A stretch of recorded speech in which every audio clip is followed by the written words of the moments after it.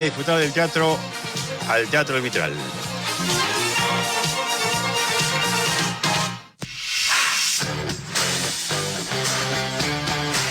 Desde la Ciudad Autónoma de Buenos Aires, transmite MQR. www.masqueunaradio.com.ar.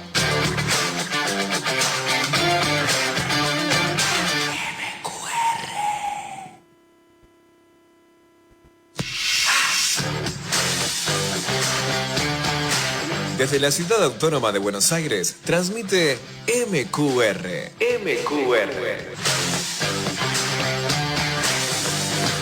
www.masqueunaradio.com.ar.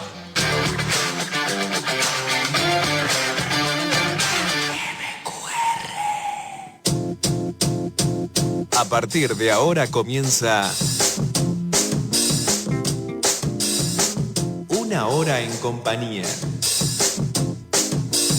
Un encuentro para compartir, para subirnos a un tren que nos lleva al cosmos inteligible, donde el todo es mente. Y vos, querido radionauta, comenzás a vibrar.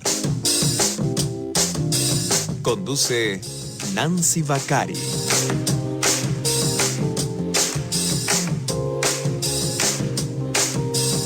Hola, queridos radionautas, ¿cómo están? Hoy con la presencia de un queridísimo profesor, un super capo, el doctor Pablo Coracino.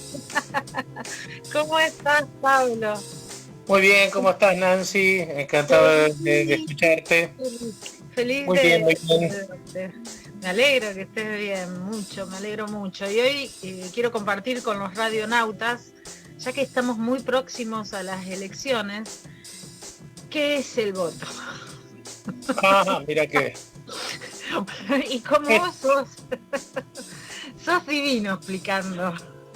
Bueno, te agradezco. Nadie mejor que vos para explicar esa palabrita que nos pone... Esa palabrita que es toda una conquista que hemos hecho, que ya tenemos 40 años continuamente con una práctica que antes yo tengo 65 años, así que hasta que los 26 no la tenía olvidada. Ese fue mi primer voto. Y bueno, emocionado después de seguir votando continuamente y mantener la democracia que tanto nos costó conquistar, ¿no? Pero vos hablas del voto, es interesante, tiene toda una evolución.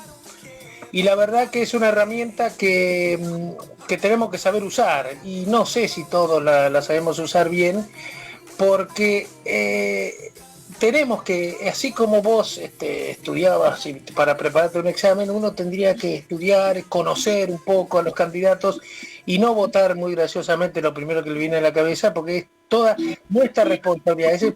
Mucho es responsabilidad nuestra cuando vemos y nos quejamos de los gobernantes. Bueno,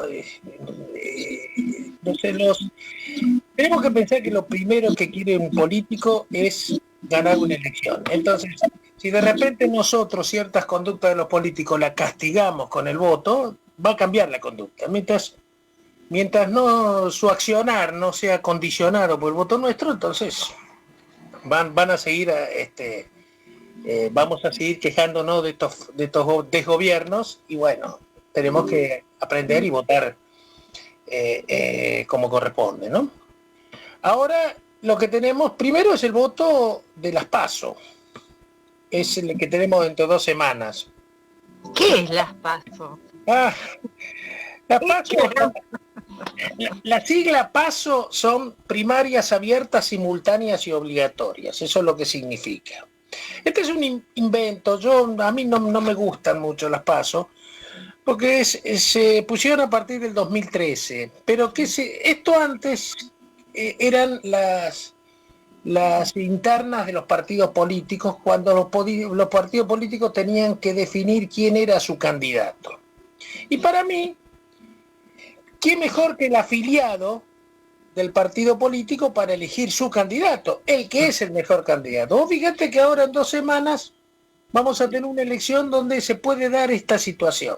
Yo la pensaba, cuando vos me dijiste como para hablar de esto, pensaba, dije, Supongamos que, vamos a hacer una hipótesis, que al justicialismo o al kirchnerismo prefiera que en el hipotético caso de perder, que fuera presidente de la Reta y no Patricia Bullrich. Entonces podría ser que el kirchnerista o el peronista dentro de 2 semanas no vote a Massa, porque Massa ya supuestamente está más favorito, y que se inclinen a votar por la Reta en contra de Patricia Bullrich. Ahora, ¿está bien que el candidato de un partido político, en este caso de la oposición, sea definido por votos de los oficialistas? Para mí no. Para mí cada partido político, para eso pueden tener sus afiliados, tendría que definir cuál es el candidato que mejor le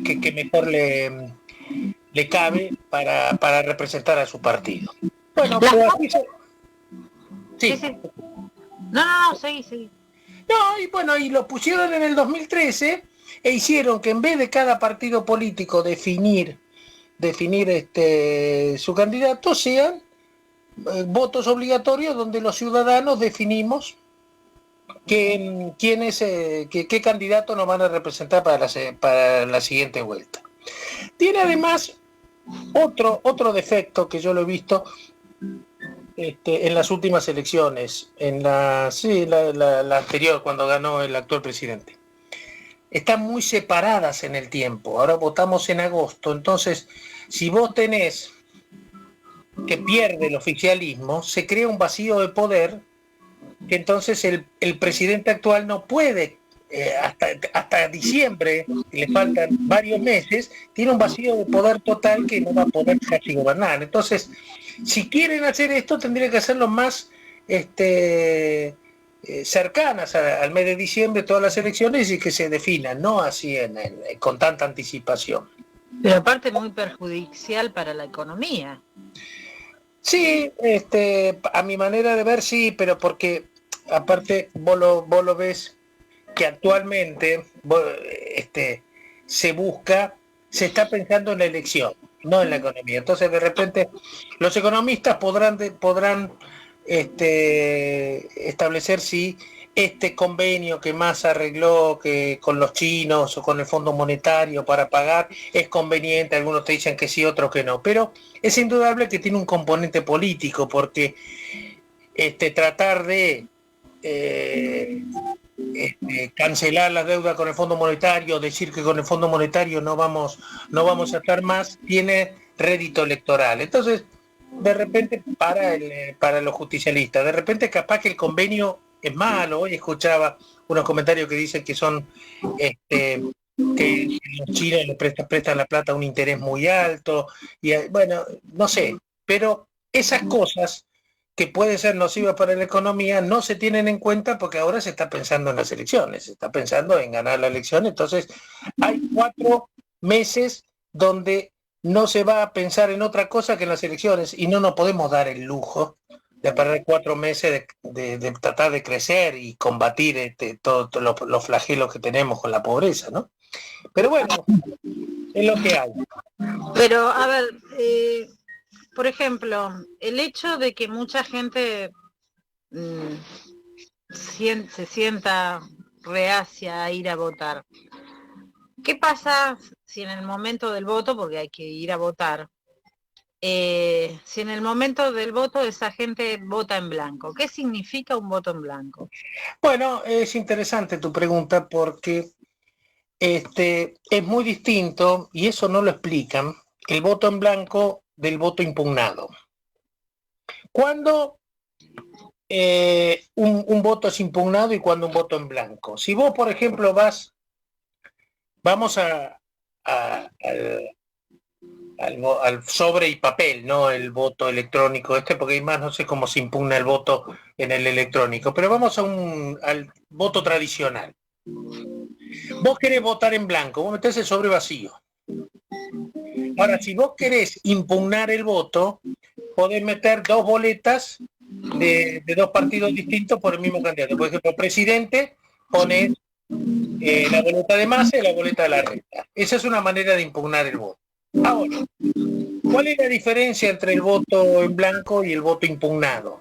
Si vos impones el voto, se considera como un voto no emitido. En cambio, un voto en blanco es un voto emitido, pero en blanco.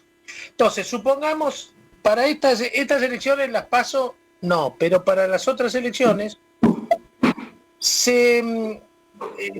para evitar la segunda vuelta, se puede consagrar el presidente el ganador si obtiene el 40% de los votos con una diferencia de 10 puntos sobre el segundo. O 45% y no importa qué diferencia tenga. Entonces, si vos tenés un padrón electoral de 100 personas, con 45 votos, ya sos presidente. ¿Me seguís? Sí, sí.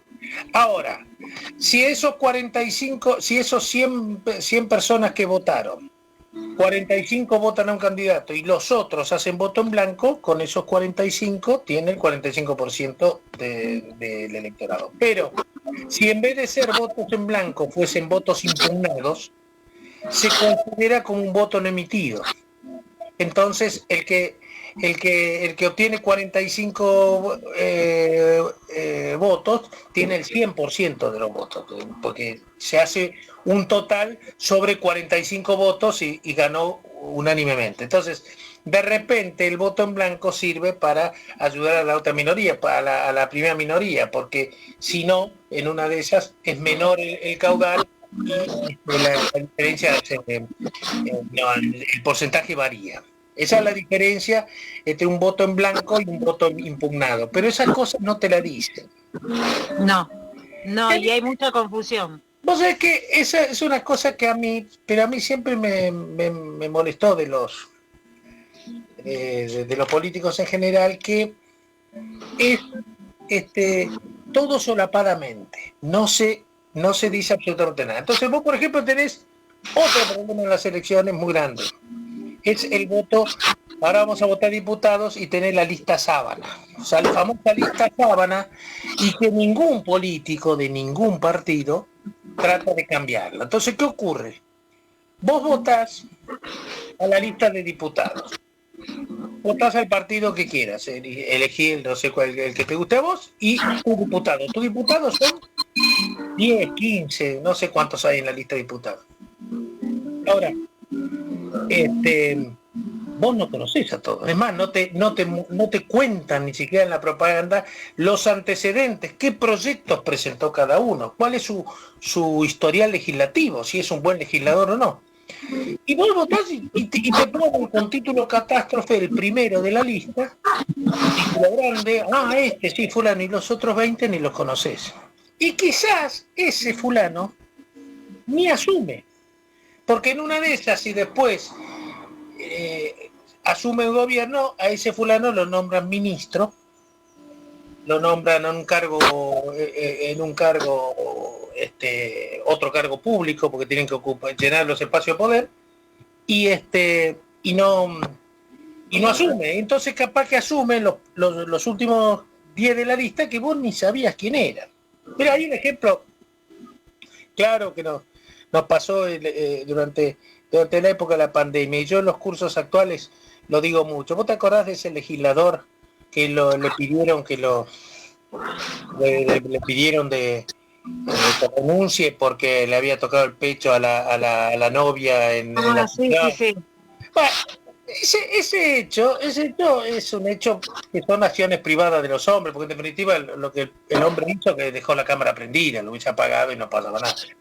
Pero ese diputado era barra brava. Entonces yo lo que pregunto después es, ¿el electorado sabía que estaba eligiendo un barra brava? Seguramente que no. Entonces, lo que tendrían que hacer para cada acto electoral es el electorado informarse, pero también la opinión pública y los políticos informar sobre los antecedentes de cada diputado. Porque, por ejemplo, para el Poder Judicial ya sabemos que para ser funcionario o magistrado se tiene que ser abogado, pero no se necesitan títulos para ser político y ser legislador. Entonces, ya que no vas a tener que exhibir un título de algo como para decir, bueno, por lo menos tenés estos conocimientos, bueno, mostrá cuáles son tus antecedentes. Porque si sos barra brava, hay algunos que terminan su actuación legislativa y lo único que proyectos que hacen es el fiesta nacional del arroz con leche, del agua mineral, de cualquier cosa así, y esos son los proyectos. Bueno, y esos son legisladores, que generalmente son gente amiga de los partidos políticos, de los políticos, y bueno, sí, te nombro diputado, pero eso no nos sirve, a nosotros ciudadanos no nos sirve para nada. No, para nada. Entonces, estas son las listas sábanas, pero nadie lucha por cambiarla. Otra cosa que yo veo también mal es cuando, por ejemplo, no completan el mandato porque renuncian para postularse para otra elección. Esa es lo que sucede con la persona que es el destacado del partido político. Fíjate un ejemplo claro. El actual vicepresidente se había postulado como senadora en el 17. Ella tenía que completar el mandato del 17 al 23, dura 6 años un senador, pero en el 19 renunció para ir a vicepresidente. Entonces, el que lo votó porque era ella, después resulta que a los 2 años se encuentra con otro senador que quizás no lo conocía, porque es el suplente de esa lista. Entonces, para mí sería lógico que si una persona es elegida por un cargo electivo popular, bueno, si renuncia, porque puede ser por razones personales que tenga que renunciar, por lo menos hasta que no venza el periodo por el cual fue elegido no se pueda postular de nuevo, si no es insultante al electorado. Pero yo te elegí para que estés 6 años, no para que te vayas a los 2 años. ¿Entendés? Yo me pregunto, sobre esos cargos donde han estado, ¿cobran jubilación? Sí, claro que sí. O sea, cobra, por ejemplo, si sos vicepresidente cobras y fuiste senador, ¿cobras 2 jubilaciones? No, ahí ya no sé mucho el derecho previsional. No sé si cobrará 2 jubilaciones, pero sí va a ser un ajuste. Va a ser la jubilación que tenga más alta. Es decir, y ahí jugará los años que llevó de legislador. No sé. El caso, por ejemplo, de la vicepresidente, que a veces lo cuestionan, ella está porque tiene, que para mí está bien, que tiene jubilación y pensión, porque ella es pensionada de eso, pero vos viste los montos de lo que estamos hablando, son montos muy altos, y bueno, y los legisladores, claro, pero, bueno, ella ocupó la presidencia durante 8 años, el marido fue el presidente 4 años, todavía hay gestión, pero hay algunos que están 4 años, que quizás no van a la sesión del Congreso nunca y después se quedan con una jubilación. Y bueno, yo conocí un amigo de mi esposo, ya ambos están en el cielo, pero este hombre llegó a ser diputado por una provincia, después no sé si llegó al cargo de senador, pero fue varias veces diputado, no había terminado la primaria. Claro. Que yo sepa, nunca había hecho un proyecto de ley, terminó como asesor de un gobernador en otra provincia, y este hombre, cobraba la jubilación de cuando había sido diputado por la provincia, de cuando había sido diputado ¿cómo se llama esto? Diputado de la Nación. Claro. Y aparte... ¿Entendés? Entonces, en un país donde hay tantas necesidades, donde las jubilaciones mínimas son tan exiguas, pienso que tendría que haber un mejoramiento o una equiparación, ¿no? del sistema. Mira, yo no digo que no cobren, porque... Yo le pediría que sean idóneos para el cargo. Aparte. Entonces, si por lo menos tenemos idoneidad y tenemos buenos proyectos legislativos y si realmente se legisla, pero se legisla pensando en los intereses nacionales. Vos fíjate que ahora la ley de alquileres que tanto y no se trata para nada. y no quieren saber nada de modificarla por asuntos electorales, y la gente está que ahora se vencen, ahora se vencen los 3 años de la nueva ley, entonces mucha gente no renueva los contratos, y si no hay que ajustarlo muchos, entonces hay toda una crisis muy grande, y bueno, y ahí tiene que estar el legislador presente. ¿Y dónde están? Están de campaña, y si no, pero ya podrían tratar los temas, pero no se trata. Por eso te decía que hay por lo menos con mucha gente con la que he hablado, hay como mucho desencanto en el hecho de ir a votar. Y el otro tema es, si estamos en democracia, ¿por qué es obligatorio? Bueno, eso surge de la ley, no todos los países lo tienen obligatorio. Las PASO, bueno, se establecieron que sean obligatorias, pero la obligatoriedad del voto viene con la ley Sáenz Peña de 1912. Pero aparte de tenerle la obligatoriedad, la ley Sáenz Peña puso que el voto tenía que ser secreto, que tenía que ser igualitario y también obligatorio. Naturalmente la obligatoriedad también vos te eximís de la obligatoriedad si estás, primero si tenés más de 70 años, ahora si tenés menos de 18 también, porque de 16 a 18 es opcional, no es obligatorio. Y si estás a una distancia de más de 500 kilómetros, que en ese caso vos lo que tenés que hacer es presentarte en la comisaría del lugar donde estás, dejar una constancia de comparecencia y después presentarla en la justicia electoral para evitar ningún tipo de sanción. Y mire, yo estaba a más de 500 kilómetros. Ahora, ¿vos considerás que un chico de 16 años, o una chica, ¿no?, están en condiciones hoy por hoy de ir a votar? O sea, ¿qué pensás de haber bajado la edad para ir a votar? Mira, yo por de pronto pienso en la gran contradicción que tienen las normas en cuanto a que si yo le doy la responsabilidad para votar, ¿cómo no le puedo hacer la imputación penal? Es decir, de repente te quieren bajar la imputación penal y no, que si es menor, que si no, eso es ilógico. Mira, hay gente yo no me parece que una persona de 16 años esté capacitada para votar, pero no por una cuestión de inmadurez, porque la verdad que hay chicos de 16 años que son mucho más maduros que otros, pero lo que pasa que hay gente más grande, lo que pasa es que para saber qué votar y si escuchar lo que te dicen, tenés que más o menos haber vivido algo. Y si vos porque hasta los 16 años estás mantenido por tus padres, entonces, ¿qué sabés sobre qué es lo que más conviene para el voto? Generalmente, cuando vos vas madurando, creciendo, viviendo, entonces tenés que salir a trabajar, tenés que ganar el pan con tu trabajo, y vienen los reclamos salariales, y vienen los problemas de que no te pagan el sueldo. Entonces vos ahí vas haciendo una conciencia de lo que es la vida, y ahí vas diciendo, bueno, a ver, ¿con quién me identifico yo? ¿Con qué político? Pero a los 16 años mucho no tenés. Pero también es cierto que hay mucha gente que no tiene la madurez ni cuando tiene 40 años, 50. Y vos fíjate que te dicen, entre los los que no pueden votar son los incapaces declarados en juicio. Incapaces declarados en juicio es una situación que la calificación de incapaz que le da que un juez hace, se da ahora cuando la persona no tiene noción de tiempo y espacio. Es decir, está casi un Alzheimer pronunciado muy grande, y ahí nomás. Pero después hay gente que puede llegar a tener, inclusive,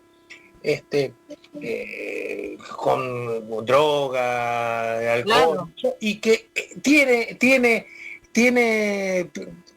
está incapaz.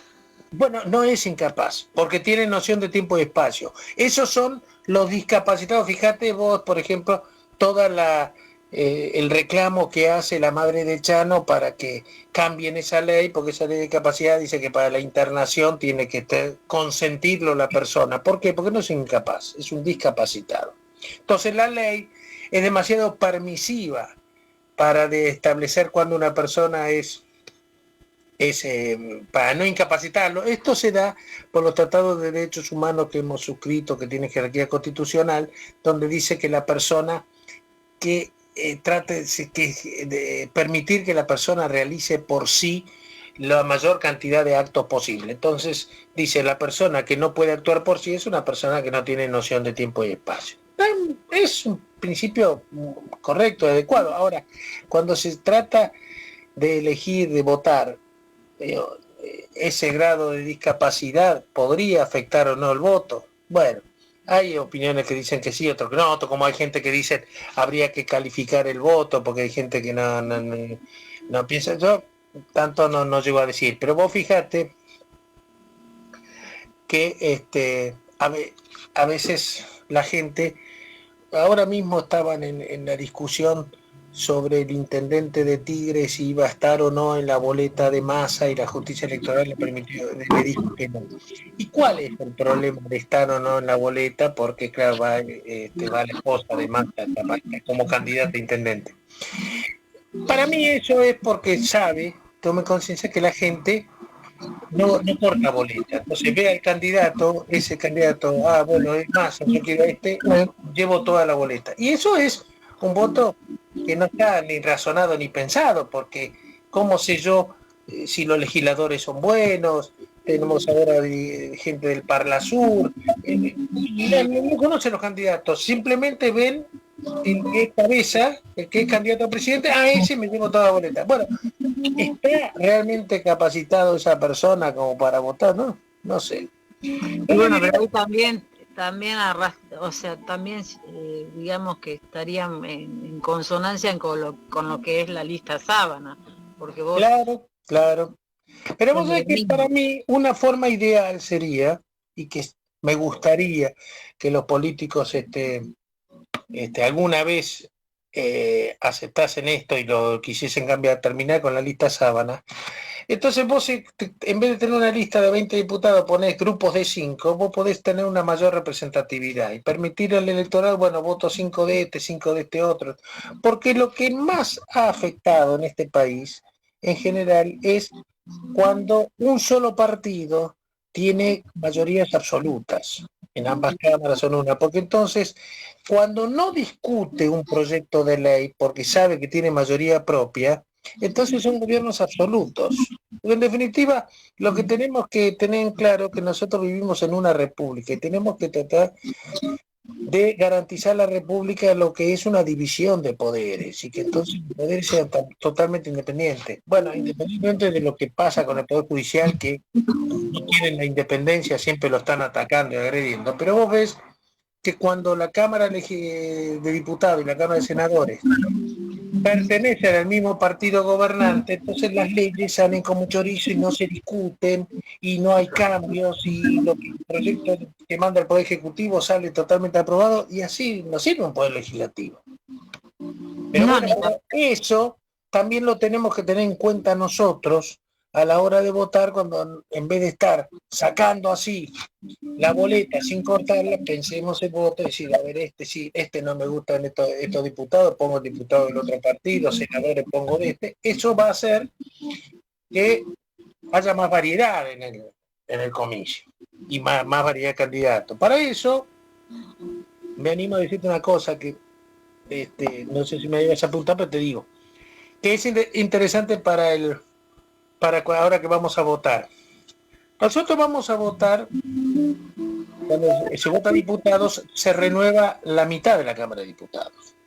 Los diputados duran 4 años en el gobierno y se renueva por mitades cada 2.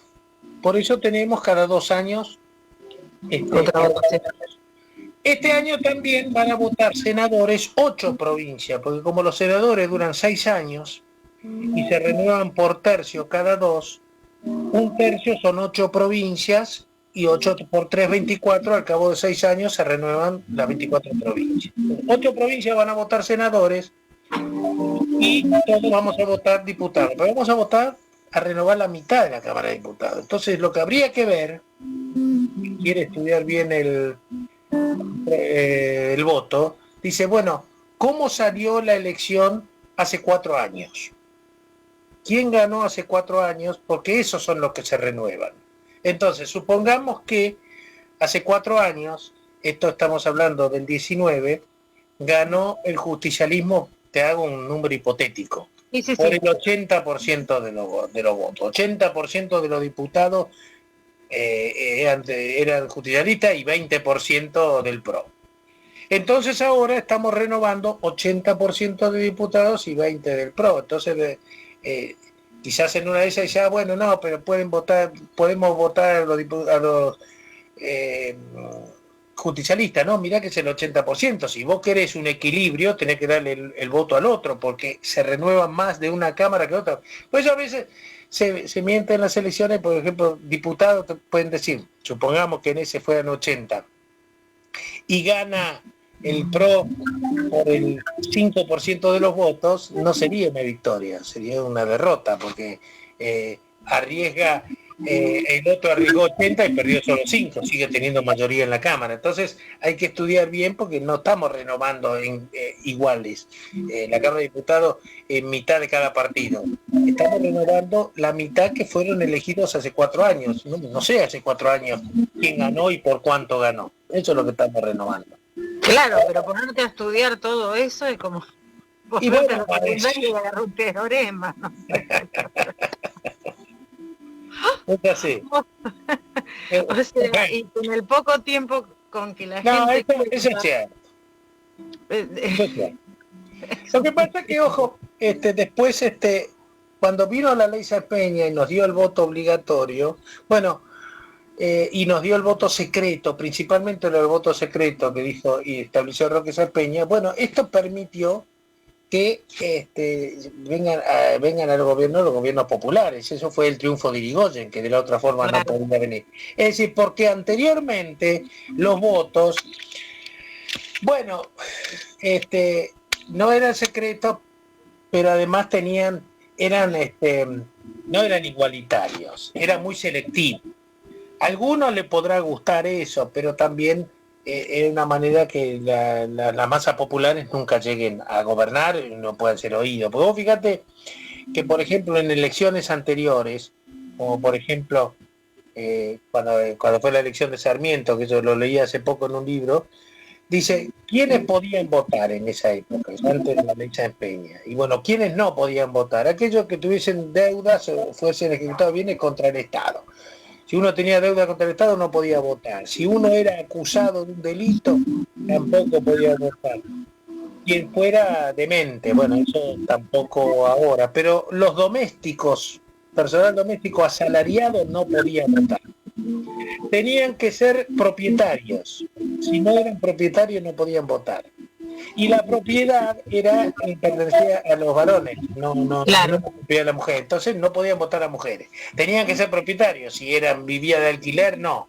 Y los vagos, ¿quiénes eran los vagos? Bueno, ahí decidían. Entonces era muy, muy selectivo. Entre que los votos eran cantados y ahí ya te podían presionar, porque si vos no votabas en contra y vas a poder tener problemas, además tenías todas estas limitaciones, si no era propietario, entonces era un voto muy calificado, tampoco eso estaba bien. Y vino después el voto secreto de Sáenz Peña, y entonces en 1912 y ahí se posibilitó que los partidos populares lleguen al gobierno. Fíjate vos que uno de los creadores del liberalismo fue Leandro Nalem, y se suicidó porque no creía que nunca iba a llegar al gobierno. Cuando vino la hija Peña, el sobrino de él, que es Hipólito Yrigoyen, llegó a gobernar. Pero esto es también una realidad que tenemos. Y o sea, la ciudadanía, cuando hablamos de que el voto es personal, que es igualitario, que es libre y es secreto y es obligatorio, ¿hasta qué punto esos mecanismos pueden garantizar la neutralidad del Estado? ¿A qué llamas neutralidad del Estado? Y viste que de pronto hay muchos planes sociales, hay mucho... Lo que pasa que, mira, el tema es, no, el Estado, ahora te entiendo lo que decís, no, el Estado en eso no va, no es neutral. De hecho, ninguno, el que es gobierno va a tratar, es decir, ahora están los planes sociales y ahora están regalando artículos para el hogar, como para conquistar el voto. El tema es, lo que realmente nos va a hacer libres como para poder votar bien es la educación. Yo creo que el gran problema es cuando estos gobiernos van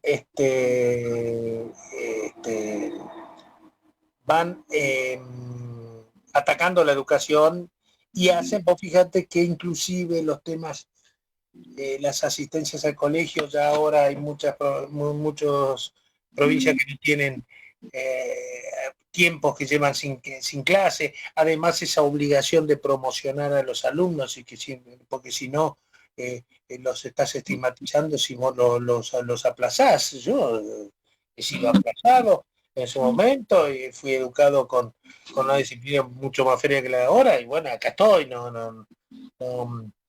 Yo soy un convencido de que el tema de la educación es fundamental, porque vos después es la educación la que te va a hacer libre, pero te va a hacer libre después para poder tomar las decisiones correctas. Y es más, si después, yo a veces se lo decía también a mis hijos cuando estaban en el colegio, digo, miren, si ustedes no estudian, no es independiente de que esto pueda llegar a servir el secundario o no, pues una carrera universitaria, pero vos lo que tenés, el cerebro es un músculo como pueden ser los brazos. Ahora, si vos los brazos no los entrenás, después te vas a cansar y no vas a querer hacer más nada. No, estoy muerto, porque tenés que ir entrenando. Las piernas lo mismo. Si vos el cerebro no lo entrenás, cuando vos terminás y después vos quiero estudiar una carrera, en una de esas, no, esto no me gusta, y no sabés si es el que no te gusta o que como no tenés esto, la neurona entrenada, no, esto no es para mí, me cuesta, qué sé yo, y ahí te vas. Entonces, que de entrada nos disciplinen cuando soy chico en cuanto que la fuerza de la voluntad, el ejercitar, que nada se obtiene sin esfuerzo, eso no va a ir disciplina. Yo soy descendiente de inmigrantes, yo me acuerdo, mi abuelo era el mayor de 18 hermanos. Mi abuelo tuvo que salir a la par de mi bisabuelo, que había venido de Italia, a ganar el pan. Y sin embargo, después terminó con una buena posición, todo, pero trabajaba como un burro.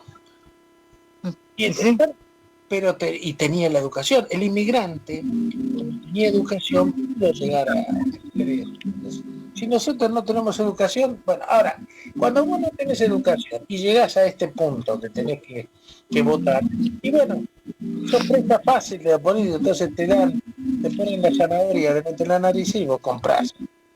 Sí es cierto que también ahora hay otro problema.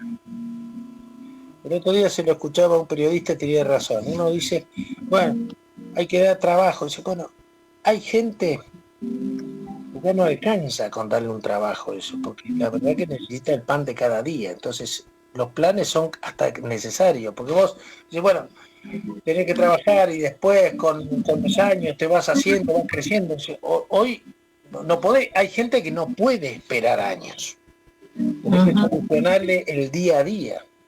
Y esa gente no, si vos le decís en la campaña, no, que vamos a generar trabajos genuinos, amplios, para que vos crees que solucioname el hoy y después voy a pensar en el mañana.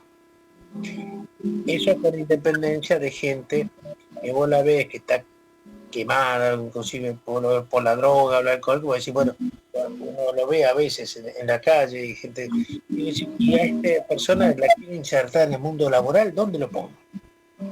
Porque tenemos también de esa gente. Entonces, quizás esa gente hay que también contemplarla. Pero bueno, esa gente hay que contemplarla en lo político. Ahora, esa gente como electora, como votante, y no va a ser independiente de votar. Ese le das el plan, va a seguir. Sí, va de cabeza. Claro, eso es así. El problema es cómo llegamos a esa situación. Y alguno te va a decir que lo hicieron adrede porque es más fácil. Eso es cierto. Si vos tenés un pueblo pensante, vas a tener un pueblo más exigente. En cambio, si vos tenés a alguien que le das un pequeño plan y con eso le alcanza, bueno. Mira, Pero en definitiva eso no es un boomerang. Boomerang, ¿por qué?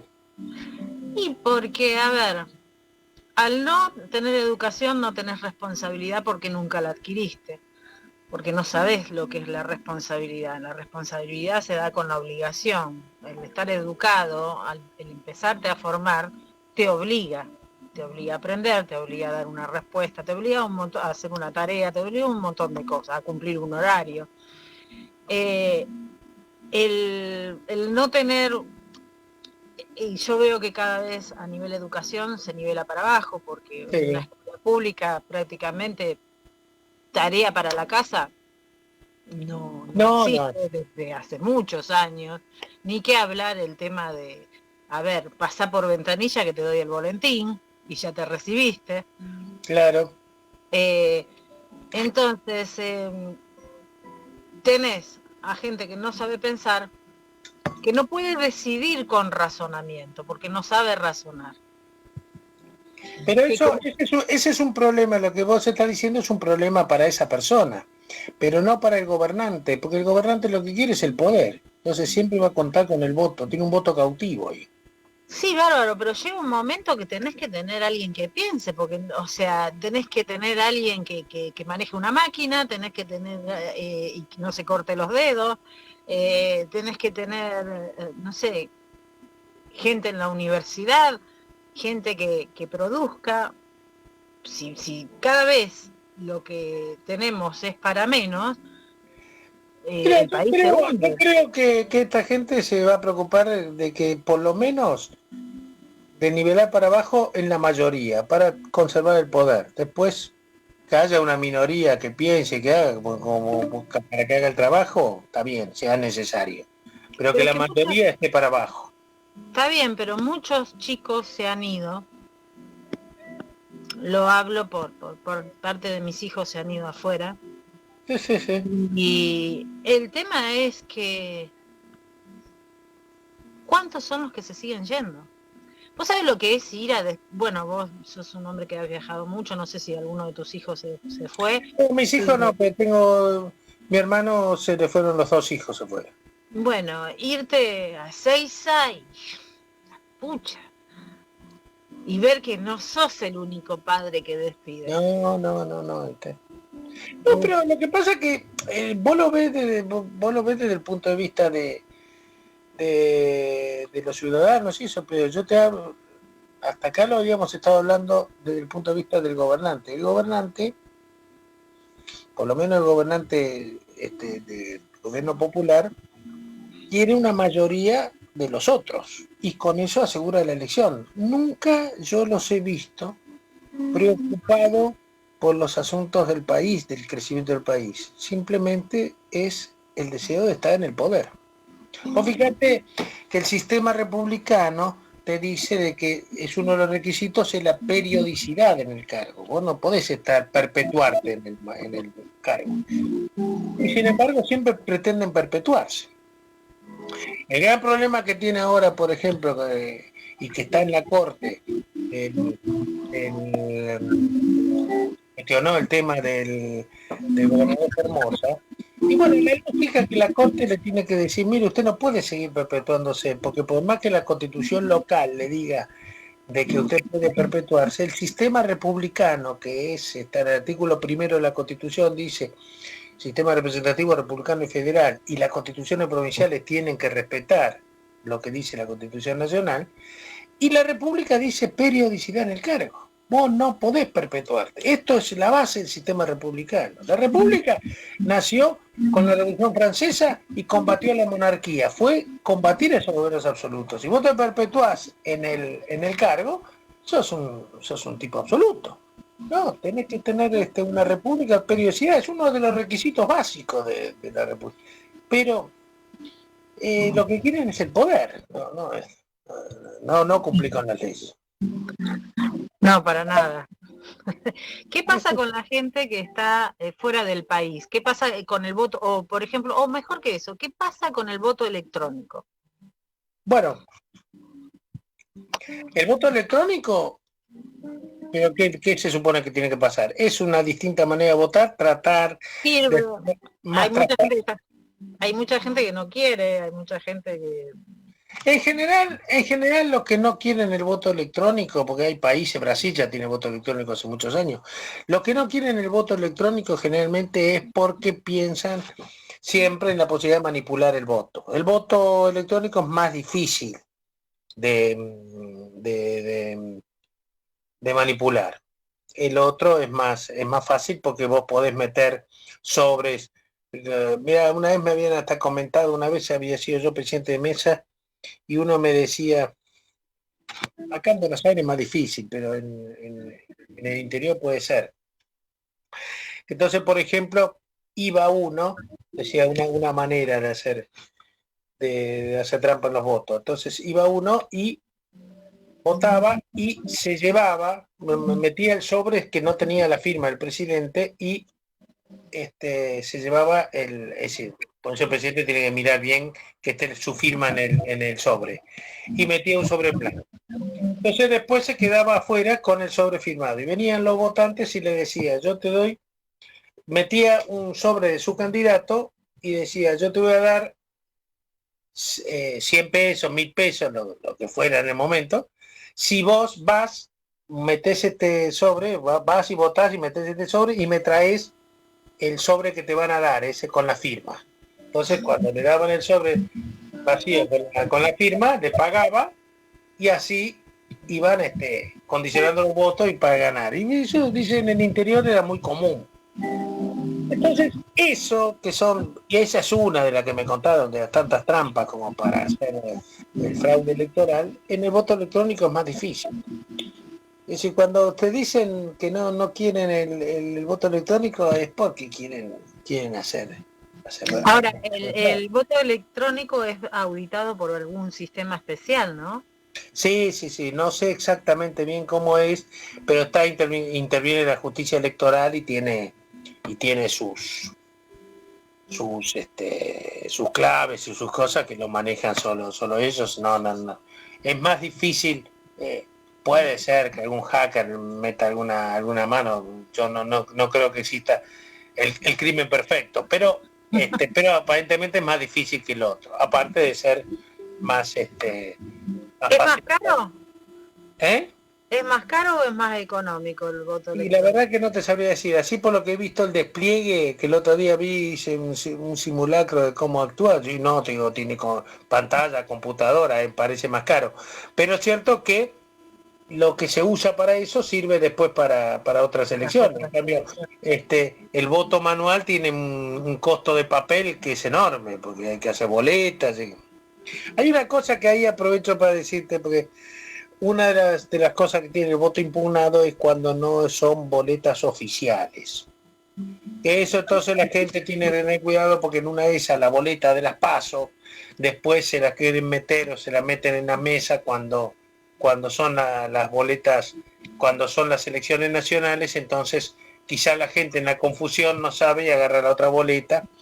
Pero en general eso ya la jurisprudencia ha dicho y la justicia electoral ha definido que cuando existen esas cosas igual el voto se toma como válido. Entonces puede suceder que vos cuando hagan el reconto de votos y lo y abren los sobres en el cuarto oscuro, el fiscal del otro partido, vamos a suponer un ejemplo, ganan las PASO Patricia Bullrich, y después en las elecciones nacionales meten la boleta de las PASO de Patricia Bullrich, y cuando lo meten cuando uno va al cuarto oscuro saca boleta de las oficiales y mete de esas. Entonces viene uno y que quiere votar a Patricia Bullrich, pone la boleta, y cuando llega a abrir ese sobre lo ven que son las de las PASO, y el fiscal suponete de Massa, va a decir no, impugno ese voto. Entonces ese voto queda con un voto impugnado, va a apelar el otro fiscal, queda con un voto recurrido, se guarda el voto, no se abre, o bueno, ya ya se abrió, se guarda todo en otro sobre y va para la justicia electoral, y la justicia electoral va a definir si ese es un voto impugnado o si es un voto válido, después cambian los recontos finales. Esos son votos que si prosperan quedan como impugnados, pero si no prosperan, queda como un voto válido. En general, te digo, porque el criterio se tiene es de ver cuál es la voluntad de la persona. Si está expresada claramente la voluntad de la persona que quiso votar a esa persona, la justicia lo ha validado. Ahora, por eso, cuando uno quiere impugnar el voto, lo mejor es meter dos boletas de distintos partidos plena. Entonces, yo pongo a Massa y pongo a Patricia Bullrich, estoy impugnando el voto porque no queda claro quién quiero votar.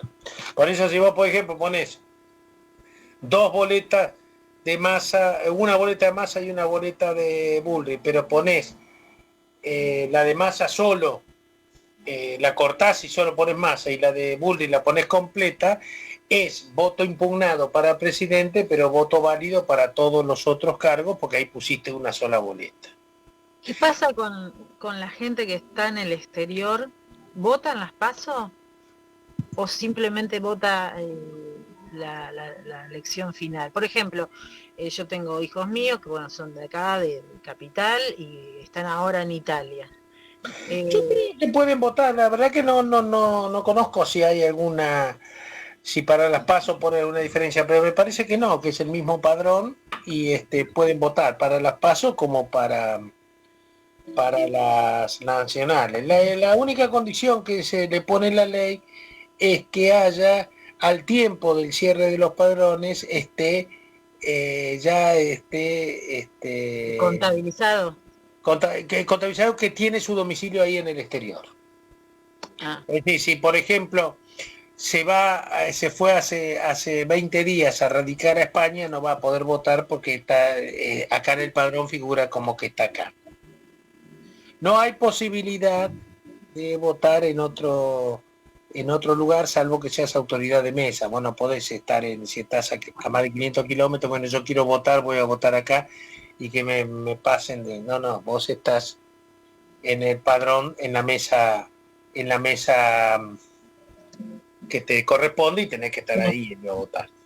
Pero si vos tenés ya domicilio que ya le diste y quedó en el padrón, estás inscrito en el padrón como que estás domiciliado en Italia, bueno, en Italia te presentas en el consulado, que abre una urna y tiene los horarios similares a los de acá para votar y se puede ir a votar. Claro, porque hay 5 horas de diferencia, pero el tema es el siguiente, por ejemplo, si la persona está en Italia, me dijiste, o en España, y todavía tiene la dirección de Buenos Aires, suponete, o de Mendoza, no puede. No puede, ahí es como el que está acá a más de 500 kilómetros. Ahí me están haciendo un rulo. Claro.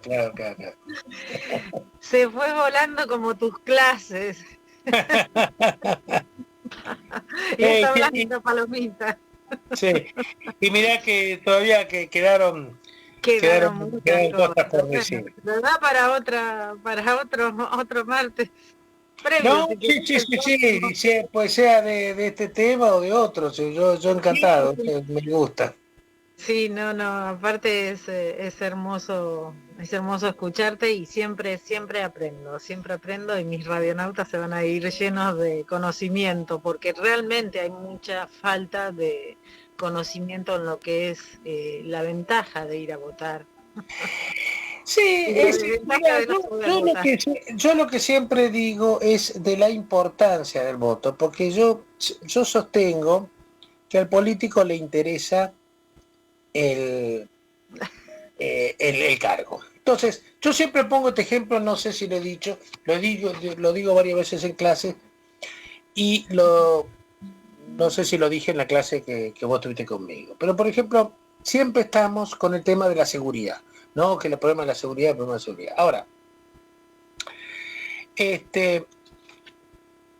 cuando tuvimos el tema de Bloomberg, convocaba a un montón de personas en la Plaza del Congreso por el tema de la seguridad, y sin embargo, y todo apoyaban, y sin embargo, bueno, la seguimos de vuelta. Quedamos con esto, nos enganchamos con esto. Queridos radionautas, un beso y hasta la próxima. Lo lamento, Pablo, en el alma. No sabés cuánto te agradezco. Bueno, cuando quieras la seguimos en otro programa. Bueno. Sí, la vamos a seguir. ¿Cómo no? Yo también. Chao, suerte. Gracias. Bueno, un saludo grande a todos los oyentes también. Chao, gracias. Chao, gracias a vos. Muchísimas gracias. No, gracias, Pablo. Gracias, queridos radionautas. Hasta el próximo martes, acá en 1 hora. Muy bien. Adiós. Chao,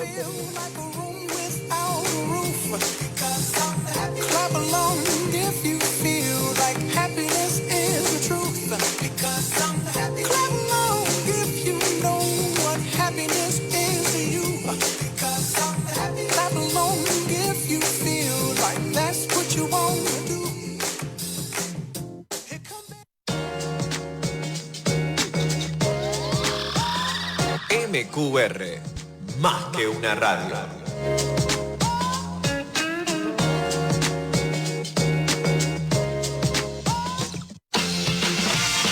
Comunicate con nosotros, llámanos al 15 3405 1042. Ingresá a nuestra página web www.masqueunaradio.com.ar o a www.mqronline.com.ar. Encontrarnos en Instagram como mqr-másqueunaradio o buscarnos en facebook.com/másqueunaradio.com.ar.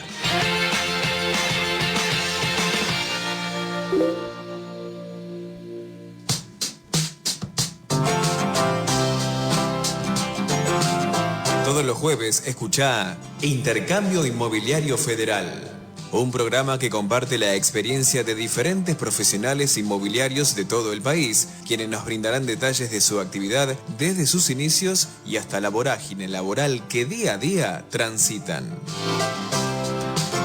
Intercambio Inmobiliario Federal, con la conducción del corredor inmobiliario Alberto Loyarte. Todos los jueves de 15 a 16. Repite los domingos a las 22 horas por MQR, más que una radio.